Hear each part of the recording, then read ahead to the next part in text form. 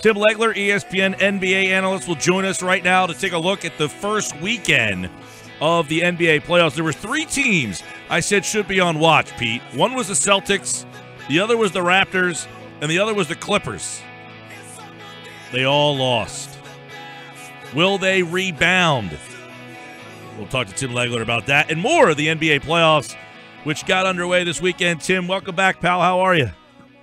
I'm doing great. Good to be on. Good first weekend of the playoffs, I think. Really good. And you got a one seed that goes down. Yesterday, really odd circumstances with the Celtics. Such a sad story with Isaiah. He played his heart out. The emotion that I couldn't even imagine there. But you look at the overall situation with that game. The Celtics, a one seed, they've lost home court. Are they already in some big trouble?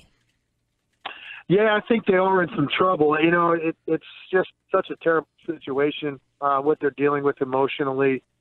And you think it's comes in a year and a day before they open up as a one seed, which they never expected. So they far surpassed their expectations there. Isaiah Thomas has the best year of his career. And now you come in and 24 hours before you play your first game, this tragedy takes place. And I actually think it was more of an emotional toll and psychological toll on his teammates than it was on him, because I think you're in a situation where you're trying so hard to rally for the guy and pick him up and win for him and help carry him through it, that it's almost as if you want it too badly and you try too hard. It was already going to be a tough series because Chicago's playing well coming in. And I think they look at the Celtics and they didn't really blink when they saw them as the matchup at the one seed. Not a typical one seed. That's a team that normally you look at to get the one seed, either conference, that is a legit title contender. People don't seem to look at the Celtics that way, and I think that gives Chicago confidence. And they were playing well coming into the playoffs, so it's already going to be a tough matchup. And I think the emotional toll and psychological toll that this has taken has really got them now in an uphill battle that it might be difficult to recover from. Yeah, it seems that this would be a bad matchup for them regardless. And you kind of hit on it there, that for some reason, whatever it is, people just didn't look at Boston at like a typical number one seed. Like, man, we're stuck playing Boston. It seemed that if you were Chicago, you were thrilled with the fact that the Cleveland Cavaliers kind of fell out of there. And that brings us to Cleveland. Tim, when you look at the Pacers-Cavs game, the Pacers had a shot to win the game. Are they going to regret the way that game ended? Do you think that the Cavs can turn it on, or is that defense going to be the story of this first round in that one? I think the Cavs' defense will be the story throughout the entire postseason, however far they go, because I just don't think it's something that's easily correctable. I think that some of the lineups they have to put out there, personnel packages, are just bad defensive teams, and they've lost their edge a little bit on that end of the floor. So we're going to be talking about it, I think, almost every game. To answer your first question, yeah, this was the chance that Indiana had to make this a series. When you get it to where it's a one-possession game, or you have a possession late in the game to go ahead, take the lead. They didn't execute the way that they wanted to, although, ironically, they got a wide-open 18-foot shot from a scorer. You can't ask for much more than that. I know Paul George wanted the ball back, but the way that they handled that possession was so casual, and they were allowing so much time to tick off. You know, when he made that pass out of the double team, the execution wasn't great, the spacing wasn't good. I thought they should have been more prepared for it because they started to actually run a double team at him before they took that foul. Because they started that possession with 20 seconds, and then they took 10 off and took the foul. Cleveland did. But they were running a double. I think then there would have been time to draw something up, and you could be prepared for them to run somebody out of him. They didn't really execute it well. I don't think C.J. Miles could have gotten the ball back to him. Looks like we're losing connection there with Tim Legler. We'll try to reconnect. He said that he didn't think that Miles could get the ball back to him. Running out of time. I mean, tick-tock, you know, and you get in a situation there where somebody's got to take the last shot, and, of course, it ended up being C.J. Miles, but I thought he had a good point there. Even if C.J. threw the ball back to Paul George, would there have been enough time for him able to launch one up and get one up? Yeah, we'll bring Tim Legler back into the conversation here in just a second and, you know, kind of follow up on that and see what he has to say, PT, as, you know, you look at we lost your right legs when you said you didn't think Miles could get the ball back to George. Well, you know, Paul George makes the point that he wanted it back. When you watch the play, yeah, he ran over there. The problem is if you're C.J. Miles, and I can tell you this, if I'm on the court in that situation, and think I'm playing, let's say, back when I was playing in the league, and that's Chris Webber, and he makes that pass, I'm a role player.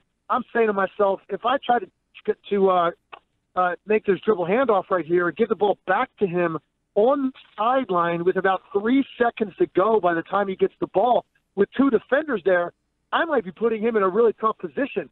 So when you catch the ball, if you're C.J. Miles, you're thinking about attacking and making something happen. And I actually thought he showed great poise in up faking. He gets Jefferson to fly by, gets a good look. He just didn't get his weight shifted forward, and he was leaning back the whole time, and the ball hit the front of the rim. So any way you slice it, it was poor execution. But if you're Nate McMillan, I mean, you can do a lot worse than a wide-open 18-foot jump shot out of one of your main jump shooters. So I think they have to live with the result. It's just unfortunate for them that might have been the one game they're going to get a chance to steal in Cleveland. And now, you have a feeling Cleveland's really going to play much better tonight, and maybe this now looks like a series in their control by the time tonight is over, as opposed to a 1-1 situation going back to Indiana where it feels like much more of a series. Tim Legler with us, talking NBA playoffs and talking Pacers and Cavs. And, Tim, so the Cavaliers, of course, do you think they can just flip that switch and turn things up defensively, or do you think they have a legitimate problem the rest of the way? I think they've got issues because, they're so small up front. And even the guys they play that besides Tristan Thompson that are up front, that are front court players, Kevin Love, Channing Frye, those guys are not rim protectors. They're not deterrents in any way. So you are playing lineups when you put a Korver out there with a Love, with a Kyrie Irving, those guys are on the floor together. That's a team that's really going to struggle to stop you. And no one fears them when they play them now. Cleveland, when they first got together and they were at their best a couple years ago, this was a team that could suffocate you defensively at times in the half court. They can't do that as much anymore. They were counting on Bogut to fill that void for them. And when he went down immediately, as soon as he put a Cavs uniform on, it changed their ability to play different types of lineups. So it is what it is. And if they're going to win a title, it's going to come down to the fact that at times offensively, when they're making three-point shots, they can be too good for you to deal with, particularly anybody else in the East. So I don't think it's going to be because of their defense. It's going to be their offense could be so good at times, and there still isn't that other elite team in the Eastern Conference that can ultimately challenge them. I think they're going to struggle to get out of the East, but I would still have to say they're the favorite to come out of the East. Strong words from Tim Legler. No one fears them defensively. I want to look at Toronto, Tim. They've had some game one issues in recent years. Are they in some trouble with this young Bucks team? Yeah, I think the problem with Toronto is it's an isolation-heavy team, and they don't rely on a lot of ball movement or weak side action. They're one of the worst three-point shooting teams in the league. So when you play a team like Milwaukee that has an Antetokounmpo, a Thon Maker, a Middleton, a Brogdon, and even a Dellavedova with his defensive prowess, you have incredible length. Greg Monroe as well. Length, reach, and they're not a team that's really susceptible to being beaten in one-on-one situations, particularly when you don't have those real threats from the three-point line. So you can load up. They have a long defender on the initial action, and then they've got long guys waiting to commit help and to get in passing lanes and make everything really crowded. So, Kyle Lowry only got a handful of games in at the end of the year because he missed all that time when he broke his wrist. So he's really not back into form yet. They're going to count on DeRozan to carry them. Those two guys really struggled in the first game, and I think it's going to be hard for them to operate in this series. And going into it, I thought the Raptors would win a very long competitive series. Now I'm not so sure they survive this. Yeah, Tim Legler's with us. I agree with you. I thought the Raptors probably looked at their matchup and said, why us in round number one? Do we get stuck playing this Bucks team? And Antetokounmpo, he looked like not a guy who was playing his first playoff game, a guy that was ready to show everybody that he should be on your tip of your tongue for a while. But you mentioned, Maker and Brogdon, two rookies. I mean, that's a really young team, especially, that has that's not like they have veterans with a lot of playoff experience there. I want to look at Utah and the Clippers because Utah wins that game. It looks like Gobert is going to miss the second game, maybe back for 3 or 4. But this Clippers team, this might be it for them, right? If they lose this series, we might not see this team as constructed again.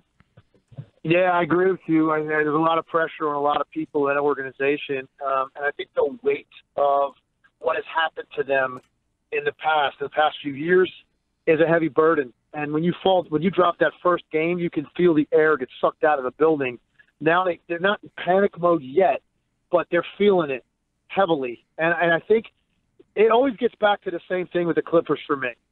They have so much talent that they're going to win 50-plus games in a regular season. When you play a team 4, 5, 6, 7 times in a 2-week period, if you don't have an identity offensively of where exactly you're going to go and who that guy is going to be, I think it's difficult to operate in the playoff series and get through. And they don't have it. All the other teams that we're going to talk about that have a legitimate chance to win a title or go deep into the playoffs, you know where the ball is going to go. They have a difference maker. Now, that's not to say that Chris Paul and Blake Griffin aren't, great NBA players, but neither one of those guys is the type of guy that you necessarily want to put the ball in their hands and know that they're going to go make big-time shots for you late in the game. Chris Paul doesn't view himself that way. He can make big shots, but he's a floor leader. He'd much rather run the show and be the general and facilitate and make a shot when he has to. He doesn't want to have to, at his height and size, try to be the guy that comes off ball screens and makes shots to win games in the last 4 minutes. Blake Griffin has holes in his free throw shooting. He's not a great playmaker off the dribble. So once he makes up his mind to go, he can get into traffic or take bad shots. They just don't have that guy. And that's why I like Utah in this series. It's the only lower-seeded team that I picked to win the first round. And even though they have the same record, they're a lower-seeded team. They don't have home court advantage. I picked them to win it because I like the fact that they've got Joe Johnson and Gordon Hayward, 2 6'8" playmaking wings that will win their matchup when they have to late in the game. And they're a very tough team to play against on both ends. And I think the Clippers are in serious trouble. And if they lose this series, there are going to be massive changes across the board, maybe even including with the head coach. Tim Legler, a couple quick ones for you. Now that we know we've seen a game in the East, I don't know if that changed anything, but who's got the best shot, seeing what we've seen, knowing what we now know, to knock off Cleveland? Probably Washington. I think, John Wall, he reminded everybody on Saturday of what this guy's season has been like and what a talent he is. He doesn't get any talk at all for the MVP, and it's justified because of the top 2 guys, Westbrook and Harden. But, he doesn't even get I heard people putting him even behind the list of guys like Isaiah Thomas. And when you watch John Wall play on Saturday, he completely dominated that game at an elite level. I love their starting 5. Their bench is better than it was at the beginning of the year because they added Bogdanovich, they added Jennings. Oubre's there, so they're deeper than they were, and they're starting 5 across the board. They just have great chemistry, and they give you a little bit of everything. And then you have this elite backcourt, and John Wall is a difference maker with his speed. So I think Washington, to me, might be the most complete team outside of Cleveland. All right, so many storylines, not enough time. Tim Legler, ESPN here. We know the Warriors won, the Rockets. Harden beats up on Westbrook. We have so much more NBA to dive into later on in the show. But, Tim, we appreciate the time, pal. Appreciate it. Anytime. Look forward. We'll catch up again in the playoffs.